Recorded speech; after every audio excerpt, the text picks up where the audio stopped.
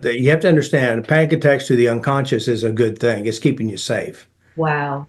It's trying to protect you. There's a woman, her name is Marie Burrows. But I remember walking into the training, into a seminar. She was sitting there at the desk, and I saw her. She had beads of sweat across her forehead. She had a wig on, and she had these eyelashes, fake eyelashes. And of course, her makeup was she was a heavy woman, and so she had bright red lipstick. And I just noticed her, with her little walker next to her. And so one day, not later, she calls me and said, "Hey, I can't. I feel like I'm having a heart attack in the parking lot. I can't seem to go to the meetings anymore." And I said, "Well, a heart attack. So what do you mean?" He said, "Well, my heart's racing and I'm really anxious and just can't go into the training."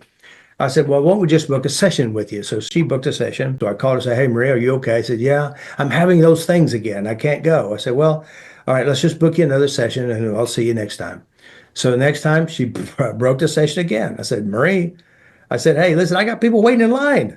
Now she's in the session. And of course, I was raised Christian. I started hanging around the metaphysical people and I started learning a lot of interesting things from these guys. Really entertaining for sure. And so she said something like this, "I'm a light giver." And I go, "Oh boy, what is this about?" You know. So I said, "Well, what does that mean, Marie?" She says, "Well, if I go to someone's house and they have a lamp that doesn't have a nice shade on, I'll give them a nice shade. Or I go and I will fix lights."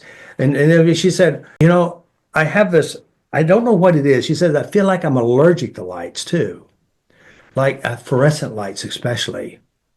I get panic attacks." And I go, "Really?" I said, "Really? Okay." So I gave him a good intake and I said, "Okay, so panic attacks." Now you think about it, she wants to go to these trainings, but she can't. She's having this anxiety.